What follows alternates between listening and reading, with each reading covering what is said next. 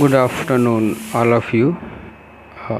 आज का हमारा विषय है शरीर संरचना एवं क्रिया विधि की परिभाषा या उसका तात्पर्य। Definitions of anatomy. So it is the study of structure of body parts. शरीर संरचना से तात्पर्य शरीर के विभिन्न अंगों का अध्ययन करना।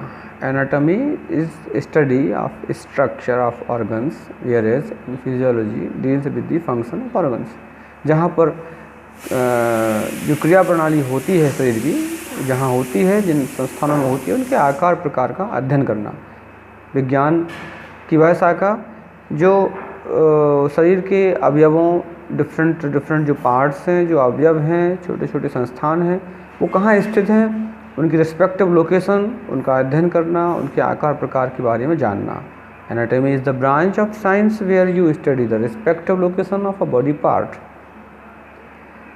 Definitions of physiology means the study of the function of body parts. हमने जितने भी संस्थान पढ़े, उनके आकार प्रकार को देखा, समझा, उसके उन संस्थानों के, उन अवयवों के, उन बॉडी पार्ट्स की क्या क्रिया प्रणाली है, वो फंक्शन कैसे करते हैं। So we can say physiology tackles the functions of that part, so that's why there are related. तो वो उनकी जो फंक्शनिंग है, कार्य प्रणाली है, इससे वो आपस में संबंधित होते हैं। यहाँ हम उन संस्थानों के ऑर्गेनिज्म में जाएं तो किस प्रकार से शरीर की संरचना हुई है, तो वहाँ हम पाते हैं कि सबसे पहले हम देखते हैं तो atom. Atom is composed by carbon, hydrogen or oxygen. Is the least complex level.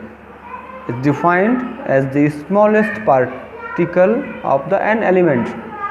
बहुत सूक्ष्म इकाई के रूप में हम, पार्टिकल के रूप में हम देखते हैं, और ये बहुत सारे एटम्स का एक संयोजित स्वरूप है जो आपस में क्रिया प्रतिक्रिया करते हैं। दूसरा हम स्ट्रक्चर देखें तो मॉलिक्यूल्स आता है, जो CO2 और H2 का कॉम्बिनेशन है, कार्बन डाइऑक्साइड एंड वाटर का कॉम्बिनेशन है। It is a molecule is defined as particle compose two or more joint atoms. दो से अधिक जहाँ एटम्स हैं, उनका जो कंपोजिशन है वह मॉलिक्यूल्स है, जो एक दूसरे से प्रतिक्रियाएं करता है। तीसरा जो कॉम्बिनेशन है वो है मैक्रो मॉलिक्यूल्स, जहाँ पर carbohydrates, lipids, proteins, nucleic acids etcetera एक फॉर्म में एक साथ हैं। Macro molecules is defined as a large molecules, बहुत बहुसंख्यक रूप में। Macro molecules combine with other macro molecules to form, एक संरचना के रूप में इकट्ठे होते हैं। चौथा पार्ट देखें हम तो वह ऑर्गेनेल्स, जिसमें सेल मेम्ब्रेन है, न्यूक्लियस है और ribosomes. Organelle is defined as a small organ of a cell which performs a particular function. एक सेल का एक छोटा सा तंत्र जो एक निश्चित कार्य प्रणाली करता है, और ये कलेक्टिवली भी कंपोज होते हैं। और पांचवा पार्ट जो है ऑर्गेनिज्म का वो है सेल। सेल जो है वो सबसे छोटी इकाई के रूप में हम देखते हैं। It is the basic unit of structure and function of living organism. Each cell has a set of organelles and perform a particular function. Red blood cell has a biconocave shape and it is a nucleate. This structure increases its surface area, allowing for the transport of more oxygen. Some cells have all the machinery that they need to live. So cell एक इकाई के रूप में हम देखते हैं, जिसका अपना एक क्रियाविधि है जो ऑक्सीजन को भी ट्रांसपोर्ट करते हैं। और बहुत सारे जो सेल्स या कोशिकाएं हैं, एक साथ किसी एक निश्चित उद्देश्य को पूरा करने के लिए एक निश्चित आकार की जो कोशिकाएं एकत्रित होती हैं तो टिश्यू बन जाते हैं। और ये tissue is defined as a group of similar cells that performs a specialised function. यहाँ नोट करने वाली बात है कि टिश्यूज़ भी कौन से, जो सिमिलर सेल्स होंगे। यहाँ देखें हम, similar cells and specialised function, मतलब एक समान आकार की और एक विशेष उद्देश्य, स्पेशलाइज्ड उनका टारगेट होगा, गोल होगा, फंक्शन होगा, उसको करने के लिए जो टिश्यूज़ एक साथ सेल्स होते हैं वो टिश्यू बनते हैं। तो 2 और मोर टिश्यूज़ कंबाइन टू फॉर्म। और टिश्यूज़ जब एक साथ इकट्ठे होते हैं उस स्ट्रक्चर में तो वो एक ऑर्गन का रूप ले लेते हैं, जैसे स्किन है, हार्ट है, ब्रेन है, etcetera. An organ is defined as a structure consisting of a group of tissues that performs a specialized function। हमने पहले भी आपको बताया, समान आकार समान उद्देश्य, जब बहुत सारे कोशिकाएं और टिश्यू बन के टिश्यू एक साथ बन के एक ऑर्गेनिज्म बन जाते हैं, एक सिस्टम बन जाते हैं, तो वो एक साथ एक उद्देश्य को पूरा करते हैं। ऐसे बहुत सारे ऑर्गन्स मिलके कॉम्बाइंड होते हैं तो वो ऑर्गेनल सिस्टम कहलाते हैं। इसमें इंटीगुमेंटरी या कार्डियोवास्कुलर सिस्टम है या डाइजेस्टिव सिस्टम्स है। तो ऐसे बहुत सारे सिस्टम्स ऑर्गन्स जब मिलते हैं तो वो पूरा एक सिस्टम्स बन जाते हैं, ऑर्गन सिस्टम्स होते हैं। An organ system is defined as a group of organs that act together and to carry on a specialised function. और वो आपस में एक दूसरे से जुड़े हुए हैं और काम भी करते हैं। सो इस प्रकार से हम देखें बॉडी में तो 11 प्रकार के सिस्टम्स का वर्णन सामान्यतः देखने को मिलता है। They are 11 systems collectively form, और ये आपस में इंटरलिंक्ड हैं। रेस्पिरेटरी सिस्टम है तो वो सर्कुलेटरी से कनेक्टेड है। तो ऐसे आपस में सारे तंत्र जो भी हैं वो आपस में संबंधित हैं और एक साथ अपनी कार्यप्रणाली को पूरा करते हैं। तो ये पूरा एक लेवल ऑफ ऑर्गेनाइजेशन है या ह्यूमन ऑर्गेनिज्म है। An organism is the most complex level of organization and is defined as an individual living thing. The level of hierarchy could be further extended to include depends on population, communities, ecosystem and the biosphere. Level of organization हम chemical based देखें तो atom made of subatomic particles सबसे पहले, उसके बाद आगे बढ़ते हैं तो वो 2 और मोर एटम्स जो हैं वो मॉलिक्यूल्स हो जाते हैं और बहुत सारे small molecules join together is called macro molecules.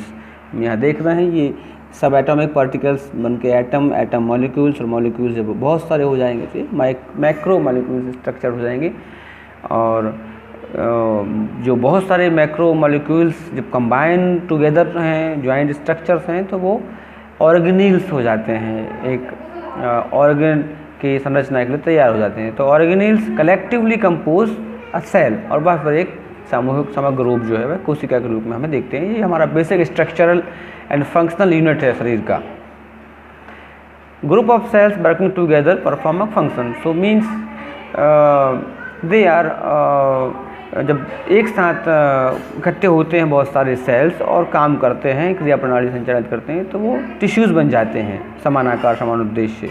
और ऐसे बहुत सारे टिश्यूज़ एक सिस्टम बन जाते हैं। तो ऐसे 4 प्रकार के टिश्यूज़ हैं प्राइमरी देखते हैं।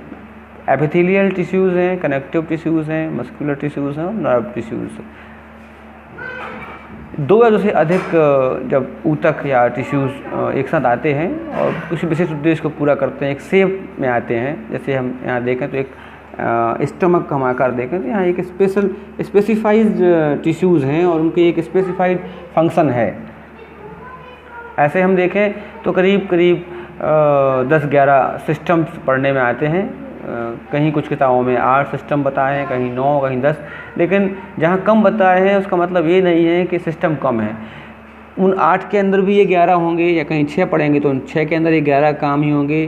तो ऐसे हमने इनको थोड़ा और अलग अलग करके 11 सिस्टम्स हमने यहाँ दिखा दिए हैं। तो ये करीब 11 सिस्टम्स हैं। और जब ये 11 सिस्टम्स का एक कलेक्टिव फॉर्म देखते हैं तो ये पूरा ह्यूमन ऑर्गेनिज्म ये तैयार हो जाता है। इस प्रकार से subatomic particles, atom, molecules, macro molecules, फिर एक organelle, then cell, then tissues connective tissues join together, तो एक सिस्टम बन गया, ऑर्गन बन गया। और एक ऑर्गन जैसे कई ऑर्गन जब एक साथ काम करने लगते हैं तो पूरा एक ऑर्गेनाइजेशन बन जाता है, और ये पूरा ऑर्गेनाइजेशन जो है वो ह्यूमन एनाटॉमी है। अगर हम डायरेक्शनल टर्मिनोलॉजी को देखते हैं तो इस प्रकार से समझ सकते हैं कि शरीर के हम अगर ऊपर से नीचे और भाग कर रहे हैं तो जब हम ऊपर से नीचे से जब हम ऊपर की तरफ जाते हैं, जैसे हाथों का जो जड़ है वो कंधे की तरफ है, तो जब हम हाथों से कंधे की तरफ जाएंगे तो ये प्रॉक्सिमल टर्म कहलाएगी। और जब हम कंधे से, मतलब जो इसका रूट है, रूट एरिया है हाथों का, इसको हम जब नीचे की तरफ आएंगे जब रूट से, तो ये डिस्टल पार्ट कहलाएगा। ऐसे ही पैरों में है, ये जंघा मूल से जब हम नीचे की तरफ जाएंगे, दूर होंगे, तो डिस्टल पार्ट कहलाएगा। और जब नीचे से ऊपर की तरफ आएंगे हम कमर की तरफ, तो ये प्रॉक्सिमल पार्ट होगा। ये बीच में मिड लाइन है, और इसे मीडियल कहते हैं, जहाँ पर आप देखें शरीर का मध्य भाग। और इससे हम जब दाएं बाएं जाते हैं तो ये लेटरल बॉडी कहलाते हैं, साइड पार्ट्स होते हैं, राइट साइड, लेफ्ट साइड। सामने वाले शरीर के हिस्से को हम एंटीरियर या वेंट्रल कहते हैं, और पीछे वाले हिस्से को हम पोस्टीरियर या डोर्सल कहते हैं। इसी प्रकार से जब हम ऊपर की तरफ जाते हैं तो इसको हम सुपीरियर पार्ट भी कहते हैं, और जब नीचे की तरफ जाते हैं तो हम इसको हम इन्फीरियर पार्ट भी कहते हैं, नीचे की तरफ। ये इन शब्दों का कुछ अर्थ है। सुपीरियर माने अबव ऊपर की तरफ, इन्फीरियर नीचे की तरफ, एंटीरियर फ्रंट बॉडी है, पोस्टीरियर बैक बॉडी है, वेंट्रल भी वही है, उसी का सेम अर्थ है, वेंट्रल को फ्रंट और डोर्सल को बैक। फिर मेडियल को सेंटर पार्ट है। फिर सेंट्रल से हम दाएं बाएं शरीर को विभक्त करते हैं, तो वो साइड से, right side and left side. यहाँ एक शब्द आता है इप्सिलेटरल और कॉन्ट्रालिटरल। सो इप्सिलेटरल मीन सेम साइड, मतलब same right hand right leg, और कॉन्ट्रालिटरल में हम देखते हैं राइट हैंड लेफ्ट लेग, तो वो अदर साइड हो जाती है। प्रॉक्सिमल में क्या होता है, क्लोजर टू ट्रंक, क्लोजर से हम क्लोज होते हैं ट्रंक के, और डिस्टल में होता है दूर हो जाते हैं हम ट्रंक से। सुपरफिशियल में ऊपर का हिस्सा होता है, छाती हम कह सकते हैं, और डीप में हम देखते हैं तो इस डीप में आप देखें तो लंग्स हैं, हार्ट है, इंटरनल पार्ट हैं शरीर के। यहाँ उन्हीं शब्दों को हमने इस प्रकार से समझाया है। ये medial, lateral, proximal, distal, superficial, deep, ipsilateral, contralateral. तो यहाँ एक चीज़ समझ लीजिए, जैसे एक शब्द आया था इप्सिलेटरल। सो इप्सिलेटरल मतलब right hand right leg same side, and contralateral में देखें हम opposite sides, right hand and left leg. तो ये थोड़ा हमें बॉडी की जो टर्मिनोलॉजी है तंत्र की, वो भी हमें आनी चाहिए। जब कभी हम आसन अभ्यास करते हैं तो हम संबोधित करते हैं कि शरीर के किस अंग को हमें कितना खिंचाव देना है, किस तरह, तो हमें थोड़ी मेडिकल टर्मिनोलॉजी का नॉलेज भी होना चाहिए। शरीर के कुछ प्लेन्स में हम बांटें बॉडी को अगर, तो हम देखते हैं कि वहाँ पर 3 प्लेन में हम उसको बांट सकते हैं। पहला है हॉरिजॉन्टल प्लेन्स, या हम ट्रांसवर्स भी कहते हैं, जो कि ऊपर से नीचे की तरफ शरीर को हम जब देखते हैं तो उसे हम कहते हैं हॉरिजॉन्टल। फिर मिड सैजिटल और मीडियन प्लेन है, जो बॉडी को 2 भागों में बांटता है मिड लाइन से। अभी आप चित्र देखेंगे समझ में आएगा आपको। और तीसरा है फ्रंटल और कोरोनल, तो जो बॉडी का फ्रंट साइड और बैक साइड है। यहाँ हम आपको एक चित्र दिखाएंगे, उस चित्र में आपको ये समझ में आएगा। ये चित्र आपका पूरा है। तो ये जो हम देखते हैं, जो ट्रांसवर्स है, जो ऊपर से नीचे की तरफ आप देखें, ये ट्रांसवर्स है, ये ट्रांसवर्स है। फिर हम देखें यहाँ जो मिड सैजिटल प्लेन है, मीडियन है, ये मिड लाइन से दाईं तरफ और बाईं तरफ। फिर जो फ्रंटल प्लेन है, ये अब देख रहे हैं चौकोर, ये फ्रंटल प्लेन का ये सामने और इसके पीछे। तो ये 3 बॉक्स आप यहाँ देख रहे हैं। ट्रांसवर्स प्लेन के लिए चौकोर बॉक्स है जो ऊपर नीचे को दिखा रहा है। मीडियन प्लेन को आप देखते हैं तो ये एक लाइन जो गई है सीधी यहाँ से अंदर पीछे की तरफ, ये 2 भागों में बांट दिया शरीर को, right part and left part. और जो फ्रंटल प्लेन है उसमें लाइन ऐसी गई है आड़ी शरीर को, कंधे से कंधे तक, तो फ्रंट पार्ट एंड फ्रंट से बैक पार्ट। यहाँ पर वो ही बॉडी सेक्शंस या कट से प्लेन्स के जो कट्स हैं वो बताए गए हैं कि सैजिटल कट है, transverse cut, coronal cut, cross sections. ये और आगे जब हम कभी आसन के फिजिक्स डायमेंशंस देखते हैं तो उसमें हमें इनका देखने को मिलता है। फिर हम देखें बॉडी कैविटी। बॉडी कैविटी माने शरीर गुहा, मतलब गुहा से तात्पर्य गुफा का भी लगाया जाता है, या रिक्त स्थान या स्पेस जहाँ पर है, जहाँ पर कुछ ऐसा स्थान है जहाँ हम कोई वस्तु स्टोर हो सकती है या स्पेस है वहाँ। तो there are 2 main body cavities, 2 तरह के हृदय गुहा हैं। एक है वेंट्रल गुहा या कैविटी, और दूसरा है इसमें डोर्सल कैविटी। सो जो वेंट्रल है वो सामने, वो पृष्ठ सामने का गुहा है, जिसके भी दो पार्ट हैं, एब्डोमिनोपेल्विक कैविटी और थोरेसिक कैविटी।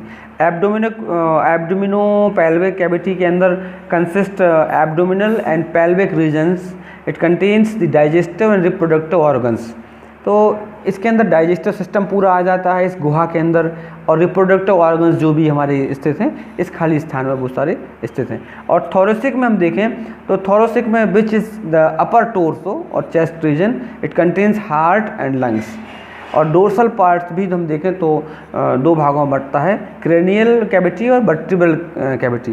क्रेनियल कैविटी के अंदर जो ब्रेन स्ट्रक्चर है वो पूरा क्रेनियल कैविटी में ही फॉर्म्ड है, और वर्टिब्रल में स्पाइनल कॉलम है, जिसमें स्पाइनल कॉर्ड है, डिस्क है, वर्टिब्रा है, एक्सेट्रा, ये सब उसके अंदर। अब देखें एक वर्टिब्रल कैविटी है।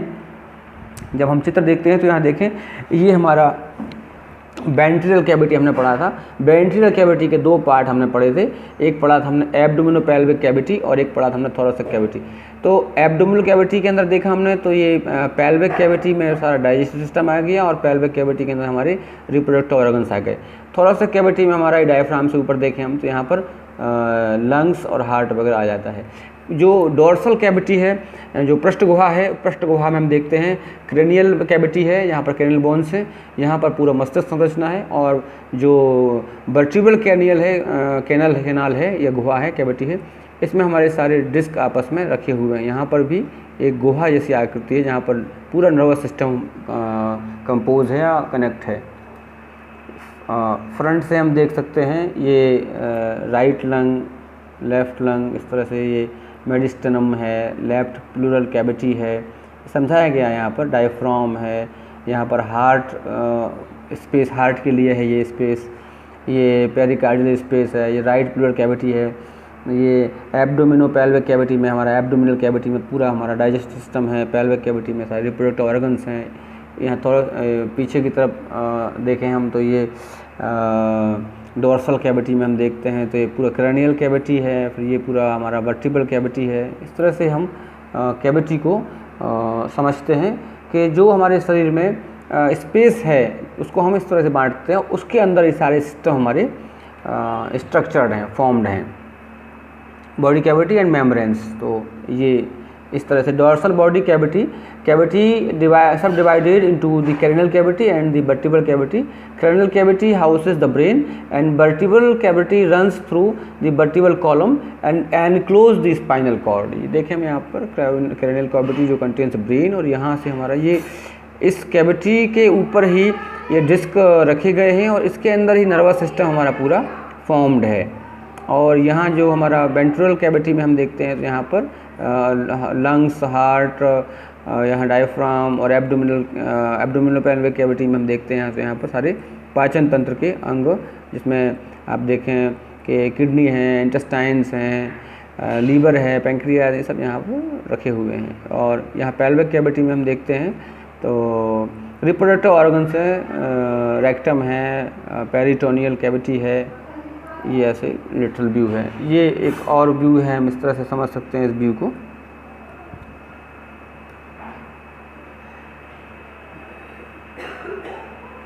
ये इसका सूक्ष्म रूप में दिखाया है कि हार्ट कैविटी में हार्ट की संरचना को, यहाँ पर ये लंग्स को दिखाया है।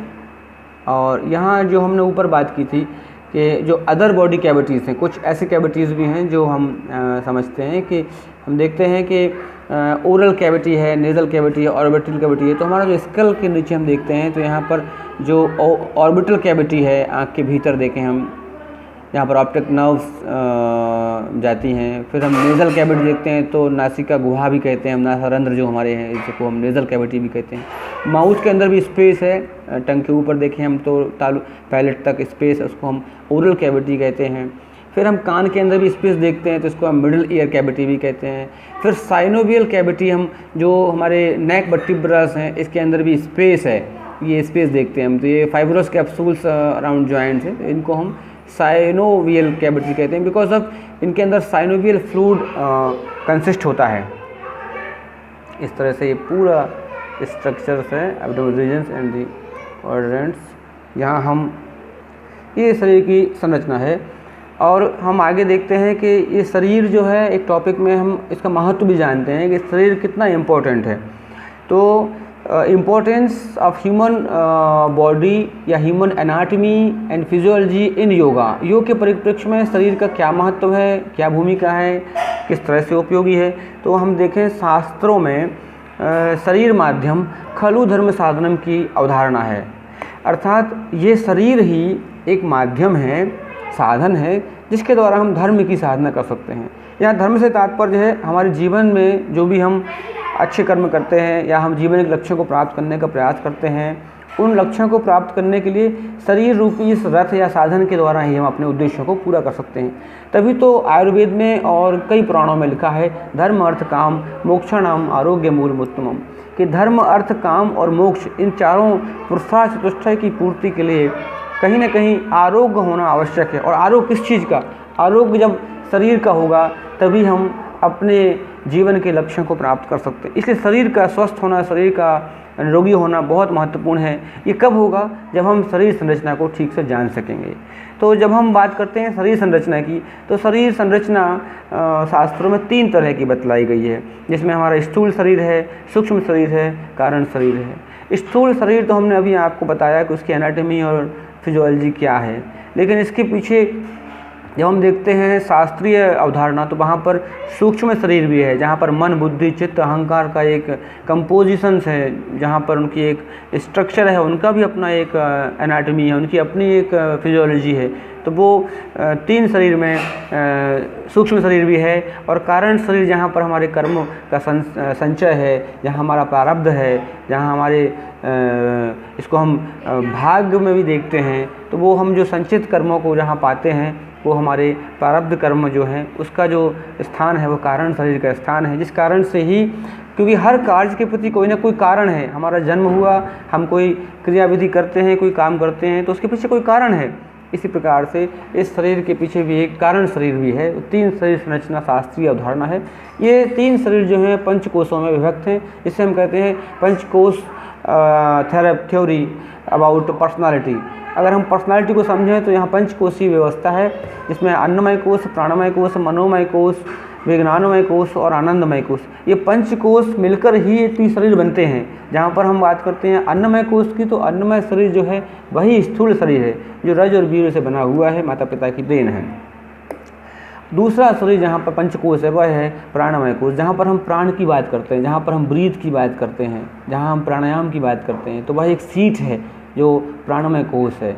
तीसरी जो डीप सीट है वो माइंड सीट है, ये मिड सीट भी कहलाती है। यहाँ पर मन का निवास है, जहाँ पर बुद्धि का निवास है। और उससे आगे जब जाते हैं तो हम देखते हैं कि चौथी सीट में विज्ञान है, अर्थात जो हमारा सूक्ष्म ज्ञान है, जहाँ पर सूक्ष्म शरीर या आनंदमय शरीर की ओर जाते हैं तो सूक्ष्म ज्ञान विज्ञान जो है वह इस स्थान को ही कहते हैं। और उसके बाद जब हम ये जान लेते हैं अंतर सृष्टि को, तो वहाँ से हमें जो प्लेजर मिलता है, आनंद मिलता है, सुख मिलता है, वही आनंदमय कोश है। सारा संसार सब सुखी होना चाहते हैं, स्वस्थ होना चाहते हैं, संपन्न होना चाहते हैं, क्योंकि हमारा स्वरूप संपन्नता का है, सुख का है, स्वास्थ्य का है। तभी तो हठ प्रदीपिका जैसे ग्रंथ मन को जोड़ देते हैं, क्योंकि बॉडी, ब्रेथ और माइंड का आपस में इंटरकनेक्शन है। कहते हैं body is the bridge, breath is the link of body and mind. श्वास को इतना महत्व दिया है कि बॉडी, ब्रेथ और माइंड का आपस में संबंध है, या अंतर संबंध है। अगर हम हर प्रदीपिका को उठाकर देखें तो यह संबंध कई हद तक समझ में भी आता है। देह के अंदर प्राण का स्थान है, क्योंकि हम जब भी प्राणायाम करते हैं तो आपने देखा होगा हम नासारंध्रों का प्रयोग करते हैं, नासा से सांस लेना, छोड़ना, तो प्राण का स्थान नासा से शरीर के अंदर ही है। कहते हैं गोरख संहिता में देह मध्य स्थितो वायु प्राण साउच्यते, देह के अंदर जो वायु चला गया उसे ही प्राण कहा गया है। तो यहाँ पर हम देखें हठ प्रदीपिका इसको सिद्ध करती है किस प्रकार से संबंध है। चले बाते चलम चित्ते निश्चलम निश्चले भवेद, ततो वायुम स्थाणुत्तमाप्नोति योगी, ततो वायुम निरोधेत योगी स्थाणुत्तमाप्नोति। अर्थात वायु के चलने से मन चलता है, चित्त चलता है, और निश्चलम निश्चले भवेत्, जिस प्रकार से प्राणवायु चलती है या विचलित होती है तो मन विचलित होता है, और अगर प्राणवायु स्थिर हो जाए तो मन स्थिर हो जाता है। अगर जो योगी ततो वायुम निरोधेत योगी स्थाणुत्तमाप्नोति, अर्थात जो योगी, जो साधक इन प्राणों के अनियंत्रित अवस्था को हम नियमित कर लेते हैं, संयमित कर लेते हैं, रोक लेते हैं, आयाम दे लेते हैं, प्रसारित कर लेते हैं, तो उससे हम स्थिरता को प्राप्त हो जाते हैं। और स्थिरता क्या है? स्थिरता वही मन की जो अविचल अवस्था है या विचल अवस्था है या अस्थिर अवस्था है, उसको यहाँ रोक देना। कहते हैं अगर हम इस प्रकार से अपने शरीर की संरचना के महत्व को समझते हैं, तभी हम उस आनंद की प्राप्ति करते हैं। तभी कुछ लोग मुहावरों में कहते हैं स्वस्थ शरीर में स्वस्थ मन का निवास होता है। इस प्रकार से हमें इस शरीर के महत्व को न केवल समझना चाहिए, बल्कि इसके उद्देश्यों को पूरा करने के लिए योग साधना में किस प्रकार से हम शरीर को निरोगी रखें और अपने उद्देश्य को प्राप्त करें, तभी इस जीवन का सार है। आज का जो हमारा अभ्यास था, यहीं पर हम उसको पूर्ण करते हैं। धन्यवाद।